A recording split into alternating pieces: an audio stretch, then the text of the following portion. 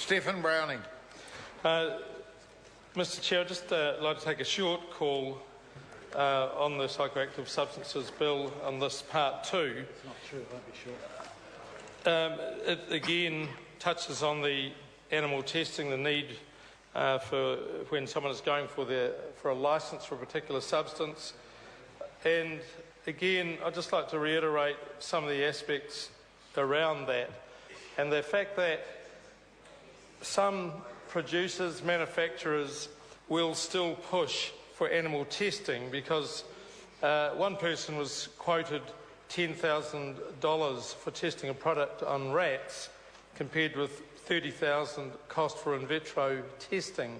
And clearly there's going to be that level of pressure to, when they're going for their licence for a particular drug, to do it on rats.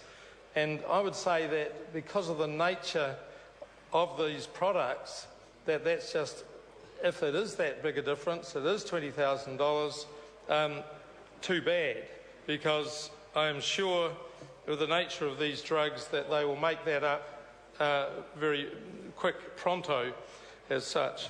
One other thing that came up during those submissions that I heard with Mojo Mathers was that the New Zealand Animal Welfare Advisory Committee and the chair of that, in fact, in this country, and her equivalent in the United Kingdom showed that the UK was banning animal testing also on psychoactive substances because they were already doing it on cosmetics.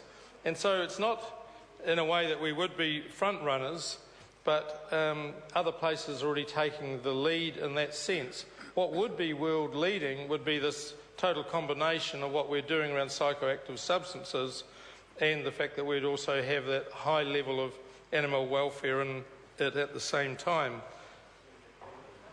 The New Zealand Anti-Vivisection Society brought very expert evidence as to what would be being used in the testing for those to get the licences through, and they went through a whole number of things. They used different products that are already being used in pharmaceuticals, and they showed how they were being done using different viable human cells to achieve it. And they went through it with oral toxicity, they did it with inhalation, if it's going to be a smoked product, so if it's going to be swallowed, and I think there's some dermatological as well.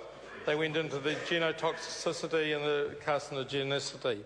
We really should have had that almost word for word in front of the select committee, so that when we look at this stuff and we're looking to see what aspect of the licences or how that's going to be managed, that would be fully considered. So I'm hoping that there's been some changes in the House. I'm hoping that there will be support for Mojo Mathers' supplementary order paper as we go through this.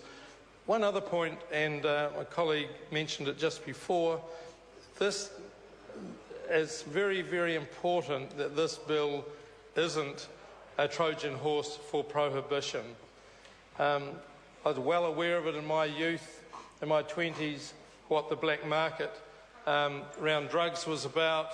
I saw the hideous stuff with when heroin was very available, where a number of other substances were very available but were black market, and the lack of information that was out there around those, the way that whole issue was worked. This actually gives a chance to manage substances in what we call a more responsible way. It is probably not the be-all and end-all of how that is done, but at least it's a step in the right direction. So, I'll leave it at that. And again, as I say, I support the Minister's move and the statement earlier that animal testing will not be used where there are alternatives, and those alternatives will be thrust onto your nose, I'm quite sure, frequently from now on. Thank you very much. And we'll deal with the questions, and the first is the Minister's amendments on SOP P number 268. A point of order, Kevin? When we came to the voting on part 1, the Minister very graciously agreed to take the vote on Mojo Mather's SOP first because the Minister's SOP, excuse me, Mr Chair, I'm choking up here. The Minister's SOP in fact rules, if that is passed, will rule out of order some of Mojo Mather's SOP. So if it is possible, Mr Chair, it would be good to be able to take that. I hear the member and I'm aware of what happened, but the consequential impact of passing the Minister's amendments in Part 1 is related to the amendment on Part 11A, even though it's in Part 2 still applies. So the Mojo Mather's amendment to Part 11A is consequentially ruled out, so we can't actually put it at any stage. No, but speaking to the point of order, Mr Chair, the Mojo Mather's SOP is very substantially about Part 2. Right, so the member's seeking... Have we sought leave to do that? I'm seeking the Minister agreed? Yep. So let's do it. Thank you. That one is already out of order. Yeah, righto. So the question is that Mojo Mather's amendments to clause 12 and 15 set out on SOP number 260 be agreed to. Those of that opinion will say aye. Contrary, no. The noes have it, ayes. A party vote. The clerk will conduct the party vote. New Zealand National. 59 votes opposed. New Zealand Labour. 33 votes in favour. Green Party. 14 votes in favour. New Zealand First. 7 in absentia. In order. Māori Party. 2 votes in favour. Mana. 1 in favour. Act New Zealand. 1 vote in favour. Honourable Peter Dunn. 1 vote opposed. Brendan Horan. 1 opposed. Any other votes?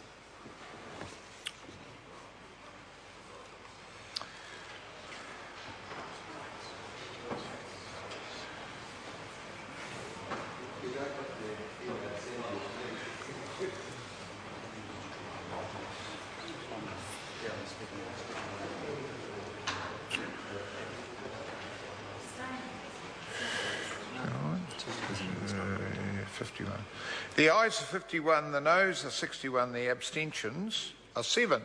So the question is not agreed to. As I related earlier, the second amendment in the name of Mojo Mather's to clauses 31 and 35 is inconsistent with the previous decision.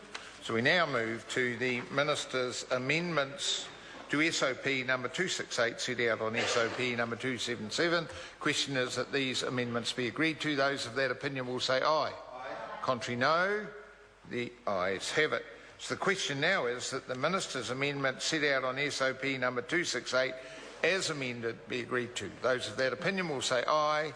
Contrary, no. The ayes have it. Is it possible for me to record the Act opposition to both of those? Well, you will now need leave to do that. Well, I was asking if there was a way of doing it. I won't seek leave. Right, okay. Once we've passed declaring the vote, leave is required. So the question now is that Part 2 as amended stand part. Those of that opinion will say aye. Contrary, no. The ayes have it. The debate now is on Part 3. So the question is that Part 3 stand part. Mr Chairman. Ian Lees-Galloway. Thank you very much, Mr Chairman. Part 3 does lots of things, actually. It's probably the most substantial part of the bill. I just want to focus on a couple of aspects of it.